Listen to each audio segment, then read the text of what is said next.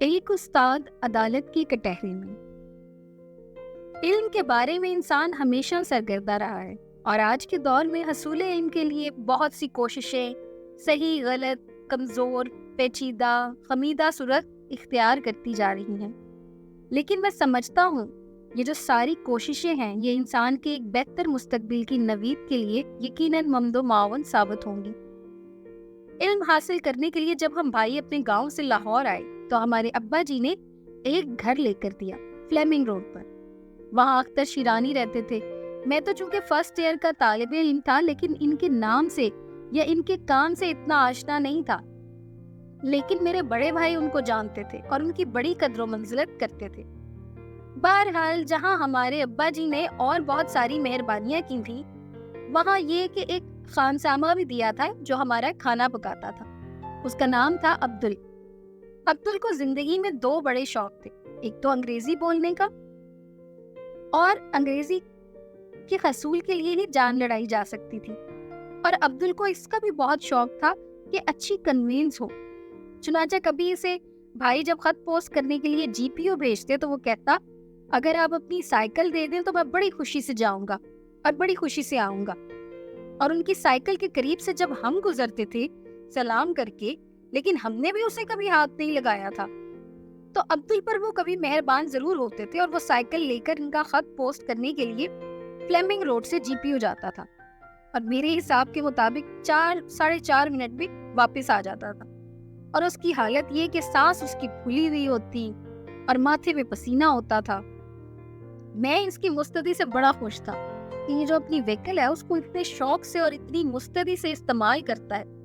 ایک مرتبہ اتفاق ایسا ہوا کہ میں نے دیکھا بازار میں وہ واپس آ رہا تھا جی پی او سے خط پوسٹ کر، اس طرح کہ سائیکل کا ہینڈل اس نے ہاتھ میں پکڑا ہوا ہے اور اس کے ساتھ بڑی تیزی سے بھاگتا ہوا آ رہا ہے، اور اس کے اوپر سوار نہیں تھا۔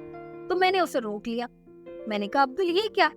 کہنے لگا میں باجی دا خط پا کے آیا تے جلدی واپس آیا۔ میں نے کہا تو سائیکل لے کے گیا تھا؟ کہنے لگا ہاں جی۔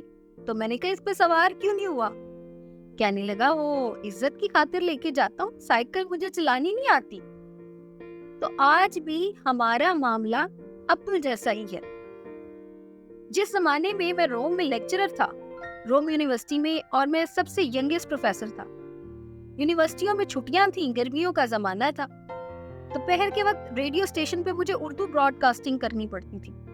لوٹ کے آ رہا تھا تو خواتینوں حضرات، روم میں دوپہر کے وقت سب لوگ کیلولا کرتے ہیں، تو کارپوریشن کا یہ انتظام تھا کہ وہاں پر پانی کی ہوز لگا کے تو سڑکیں دھوتے تھے، اور شام تک سڑکیں ٹھنڈی ہو جاتی تھی اور خوشگوار بھی اور صاف بھی۔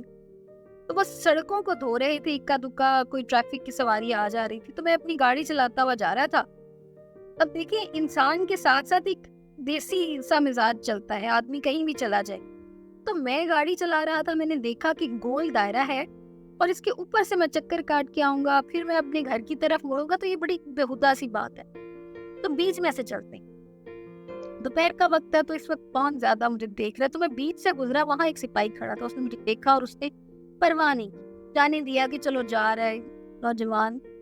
میں نے دیکھا شیشے میں سے گردن گھما کے تو تنزن مسکرایا، کچھ اپنی فیٹ پر، کچھ اپنی کامیابی پر۔ جب اس نے یہ دیکھا تو اس نے سیٹی بجا کے روک لیا۔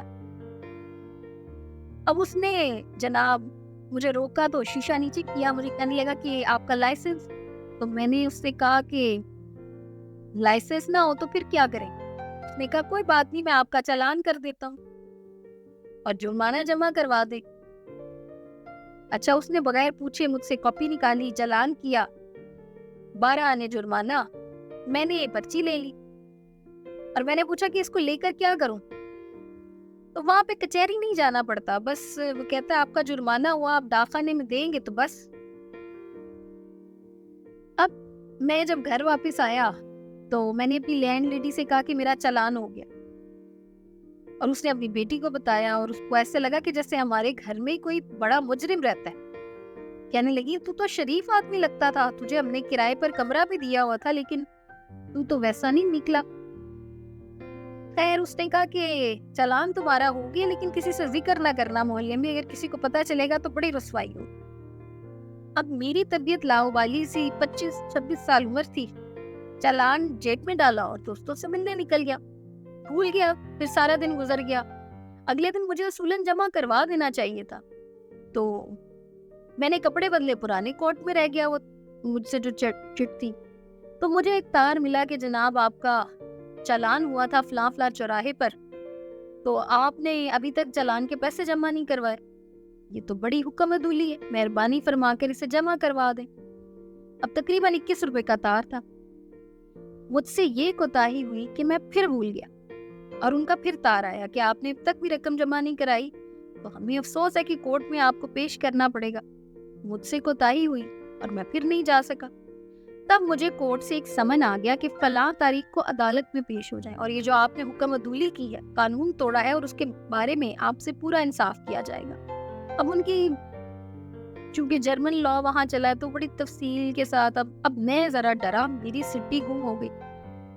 परेशान हुआ कि अब मैं दयारे गैर में कोई मेरा किसको अपना वाली करूंगा। मेरा डॉक्टर था, डॉक्टर बालिदी, नौजवान था। मैंने उससे कहा मुझे वकील कर दो। कहा मेरा एक दोस्त है, उसके पास चले गए। अब उसने कहा ये थोड़ा सा पेचीदा हो जाएगा अगर मैं गया अदालत में, तो बेहतर यही है प्रोफेसर साहब जाएं और जाकर खुद फेस करें और कह दें कि मैं गैर मुल्की हूं। तो मैंने कहा ठीक है। तो डरते डरते मैं चला गया पैलेस ऑफ जस्टिस में, जो वहाँ का बड़ा वसी और अरीज हॉल जो अदालत के तौर पे। तो अब मुझे जब बुलाया गया तो मैं खौफजदा, और उन्होंने हुक्म दिया कि आप खड़े हो इस कटहरे के अंदर।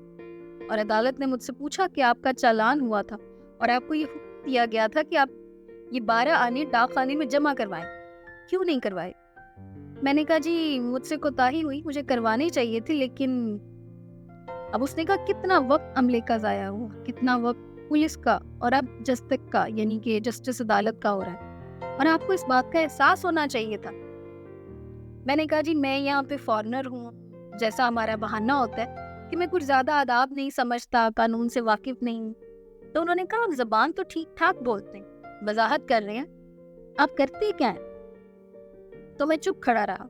फिर उन्होंने पूछा अदालत आपसे पूछती है कि आप कौन हैं, आपका पेशा क्या है? मैंने कहा मैं टीचर हूँ, प्रोफेसर हूँ रोम यूनिवर्सिटी में। तो वो जज साहब कुर्सी को साइड पे करके खड़ा हो गया और उसने ऐलान किया कि teacher in the court, teacher in the court, जैसे ऐलान किया जाता है। और वो सारे उठकर खड़े हो गए, मुंशी, थानेदार, अमलदार, जितने भी। और उसने हुक्म किया कि chair should be brought for the teacher, a teacher has come to the court. अब वो कटहरा छोटा सा, मैं उसको पकड़ कर खड़ा हो गया, वो कुर्सी ले आए, हुक्म हुआ तू टीचर है, खड़ा नहीं रह सकता। तो फिर उसने एक बानी पढ़नी शुरू की। जज ने कहा है मुअज़्ज़ज़ उस्ताद, ए दुनिया को इल्म अता करने वाले उस्ताद, ए मोहतरम तरीन इंसान, ए मोहतरम इंसानियत, आपने ही हमको अदालत का और अदल का हुक्म दिया है और आपने ही हमको ये इल्म पढ़ाया और आप ही की बदौलत हम इस जगह पर विराजमान हैं। इसलिए हम आपके फरमान के मुताबिक मजबूर हैं अदालत ने जो ज़ाब्ता कायम किया है के तहत आपको चेक करें। बावजूद इसके कि हमें इस बात पर शर्मिंदगी है और हम बेहद अफसरदा कि हम एक उस्ताद को जिससे मोहतरम और कोई नहीं होता अपनी अदालत में ट्रायल कर रही हैं। और ये किसी भी जज के लिए इंतहाई तकलीफ दे मौका है कि कोर्ट में कटहरे में एक उस्ताद मुकर्रम हो और उससे ट्रायल किया जाए। अब मैं अपनी जगह पर शर्मिंदा कि या अल्लाह ये क्या शुरू हो गया। मैंने कहा हुजूर जो भी आपका कानून है, जैसे कैसे भी आपका ज़ाब्ता है, इसके मुताबिक करें, मैं हाजिर हूँ। तो उन्होंने कहा हम निहायत शर्मिंदगी के साथ और निहायत दुख के साथ और गहरे अलम के साथ आपको डबल जुर्माना करते हैं, यानी 1.5 रुपया। अब जब मैं उठ के उस कुर्सी में से इस कटहरे से निकलकर शर्मिंदा बाहर निकलने की कोशिश कर रहा था, तो वो जज और उसका अमला और उसके मुंशी और वो सारे जनाब मेरे पीछे पीछे a teacher in the court करे जा रहे थे कि हम एहतराम फायका के साथ आपको रुखसत करते हैं। अब ये बाहर निकलकर मेरे साथ क्या करेंगे मुझे समझ नहीं आया। आगे मेरी मोटर तक मुझे छोड़ने आए। जब मैं वहां से स्टार्ट नहीं हो गया, वो अमला वहां पर ऐसे ही खड़ा था।